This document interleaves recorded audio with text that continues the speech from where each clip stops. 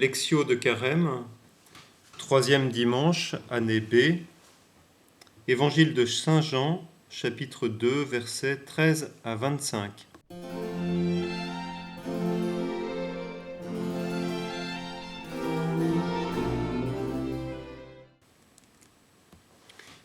La Pâque des Juifs est proche. Jésus monte à Jérusalem. Il trouve au temple les vendeurs de bœufs, brebis et colombes et les monnayeurs assis. Il fait un fouet avec des cordes et les jette tous hors du temple, et aussi les brebis et les bœufs. Il éparpille la monnaie des changeurs et renverse leurs tables. Il dit aux vendeurs de colombes, « Enlevez ça d'ici, ne faites pas de la maison de mon père une maison de trafic. » Ses disciples se souviennent qu'il est écrit, « Le zèle de ta maison me dévorera. » Les Juifs donc répondent et lui disent, « Quel signe nous montres-tu pour faire cela ?» Jésus répond et leur dit, « Détruisez ce sanctuaire, en 3 jours je le relèverai. » Les Juifs disent donc, 46 ans pour bâtir ce sanctuaire, et toi, en 3 jours, tu le relèveras ? Mais lui parlait du sanctuaire de son corps. Quand donc il s'est relevé d'entre les morts, ses disciples se sont souvenus qu'il avait dit cela, et ils ont cru à l'écrit et à la parole qu'avait dite Jésus. Comme il était à Jérusalem pendant la Pâque, pendant la fête, beaucoup croient en son nom, en voyant de lui les signes qu'il fait. Mais lui, Jésus, ne croit pas à eux, car lui les connaissait tous, il n'a pas besoin qu'on témoigne sur l'homme, car lui connaît ce qu'il y a dans l'homme. Nous voilà dans l'évangile de Saint Jean, un évangile différent des 3 autres, un évangile que l'on qualifie souvent de théologique, symbolique, un évangile peut-être plus difficile d'accès.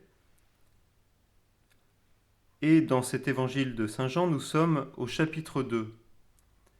Juste avant, il y a eu l'épisode que nous connaissons des noces de Cana. Aux noces de Cana, Jésus a parlé de son heure.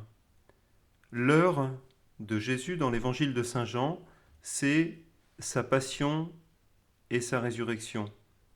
Depuis le tout début, donc, Jésus, dans l'évangile de Saint Jean, a en tête, il a en vue son heure, le moment où il va aller au bout de son amour, aller au bout de sa mission, où il va donner sa vie. Et dans l'épisode de Cana, Jésus laisse entendre, de manière voilée, que cette heure vers laquelle il marche aura quelque chose à voir avec des noces, les noces de l'agneau, les noces de Dieu avec l'humanité. Cette fois-ci, nous ne sommes plus à Cana, mais à Jérusalem. Dans l'évangile de Saint Jean, la vie publique de Jésus est rythmée par les fêtes religieuses juives, et en particulier par 3 fêtes de Pâques, 3 occasions où Jésus se rendra à Jérusalem, et nous sommes ici dans cette première occasion. Jésus monte à Jérusalem et là, d'emblée, il va au temple. Lui qui est Dieu, lui qui est la présence de Dieu sur terre, se rend au temple qui jusqu'à maintenant était justement le lieu de la présence visible de Dieu au milieu de son peuple et plus largement au milieu de l'humanité. Jésus va comme remplacer le temple, il est lui-même le temple nouveau, et c'est de ce dont cet épisode va nous parler. Jésus monte au temple, et là il trouve les vendeurs, les animaux, les changeurs, et c'est pas étonnant puisque le temple était le lieu des sacrifices. Dans la loi juive, il y avait de nombreux sacrifices, disons domestiques, en tout cas que les Juifs étaient invités à faire dans leur vie ordinaire. et la vie au temple était rythmée par les sacrifices et donc par l'achat aussi, ou en tout cas l'apport d'animaux qui servaient au sacrifice. Et donc c'est pas étonnant que sur le parvis, il y ait des vendeurs d'animaux. Jésus va faire ce geste que nous connaissons, de chasser les vendeurs, les animaux, les changeurs, et c'est un geste qui est à la fois spectaculaire et violent. Alors comment l'interpréter ? D'abord, on peut dire que Jésus agit à la manière d'un prophète. Dans l'Ancien Testament, les prophètes sont capables de poser des gestes très spectaculaires, des gestes qui demandent ensuite à être interprétés.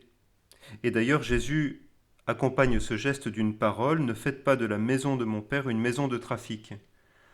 Un geste prophétique donc, à travers lequel Jésus invite les Juifs à purifier ce temple, à corriger leur conduite, à ne pas mélanger l'intérêt personnel avec la gratuité qui est due à Dieu.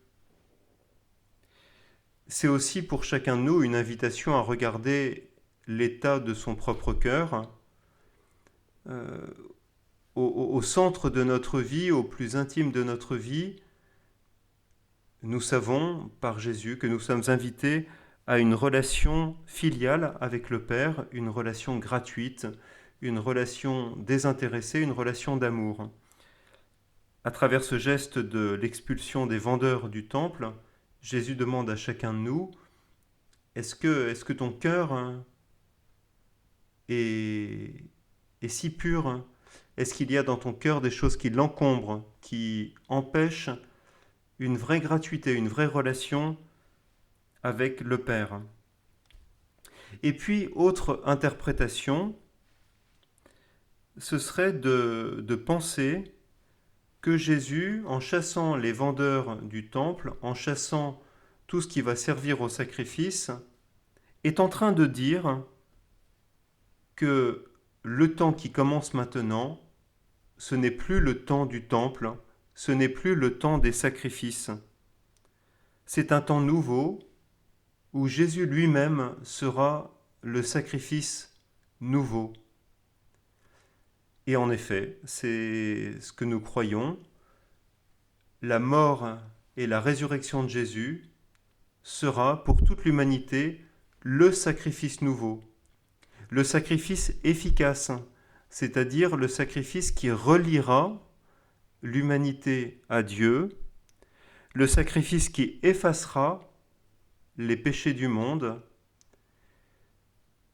le sacrifice enfin que nous pouvons rappeler et revivre sans cesse en particulier à travers l'Eucharistie. Dans l'évangile de Saint Jean, au tout début, Jean-Baptiste, à 2 reprises, va dire, en désignant Jésus, « Celui-ci est l'agneau de Dieu qui enlève le péché du monde ». Eh bien, Jésus prend ça à son compte dans cet épisode, et en chassant les vendeurs et les animaux, il se révèle comme le nouvel agneau et le nouveau sacrifice. Et ce que nous nous apprêtons à fêter, la fête de Pâques, la Pâque chrétienne, le sacrifice de Jésus sur la croix, c'est ce sacrifice qui sert à toute l'humanité pour la relier à Dieu et pour effacer le mal si important qui existe dans le monde, pour réconcilier l'humanité avec Dieu. Alors face à ce geste, qui est interprété d'abord comme celui d'un prophète, les Juifs, c'est-à-dire les autorités religieuses, demandent à Jésus, quelle est ton autorité pour faire ça ? Quel signe peux-tu nous montrer pour attester que tu fais cela au nom de Dieu ? Et là, Jésus va encore ajouter un peu à la confusion, puisqu'il va répondre « Détruisez ce sanctuaire, en 3 jours, je le relèverai ». Et nous comprenons bien qu'il s'agit de sa résurrection. Quand on entend 3 jours, on pense à la résurrection. Mais les Juifs pensent au temple, et ils disent « Tu veux rebâtir en 3 jours ce temple alors qu'il a fallu 46 ans pour le construire ?» Le temple, en effet, à l'époque de Jésus, est à peine fini. C'est Hérode qui a mener sa construction. Jésus parle donc du sanctuaire de son corps, nous dit l'évangéliste. Et il nous dit, à la lumière de sa résurrection, Jésus nous dit que non seulement il est l'agneau nouveau, le sacrifice nouveau, mais il est aussi le temple nouveau, le sanctuaire nouveau. À la Samaritaine, qui lui demandait, eh bien pour nous, Samaritains, c'est ici qu'il faut prier, qu'il faut adorer Dieu, à tel endroit, et puis pour vous les Juifs, c'est à tel autre endroit, à Jérusalem. À la Samaritaine, Jésus avait répondu, le moment vient où ce n'est plus ni à tel endroit, ni à tel autre qu'il faut adorer Dieu, mais les nouveaux adorateurs adoreront Dieu en esprit et en vérité. Eh bien, nous comprenons que Jésus est ce lieu nouveau, ce temple nouveau offert aux hommes pour qu'ils puissent entrer en relation avec Dieu. Il n'y aura d'ailleurs plus de temple après à Jérusalem, il sera détruit tragiquement par les Romains en 70.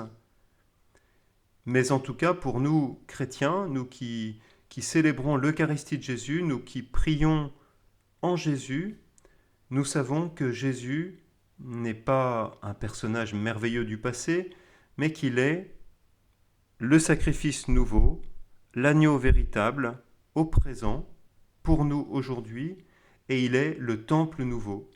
Quand nous prions, nous entrons en lui, nous entrons dans sa prière de Fils, il nous prend en lui et il nous présente à son Père. Alors, lorsque nous participerons à l'Eucharistie, ce dimanche ou d'autres jours, lorsque nous prierons cette semaine, pensons à quel point nous entrons dans le cœur du mystère de Jésus, nous entrons dans son sacrifice qui nous relie à Dieu, nous entrons dans sa prière qui nous relie à Dieu. Jésus est celui qui relie efficacement, réellement, le monde d'aujourd'hui avec le Père, pour que nous devenions de plus en plus des fils, pour que nous entrions de plus en plus dans ses sentiments à lui.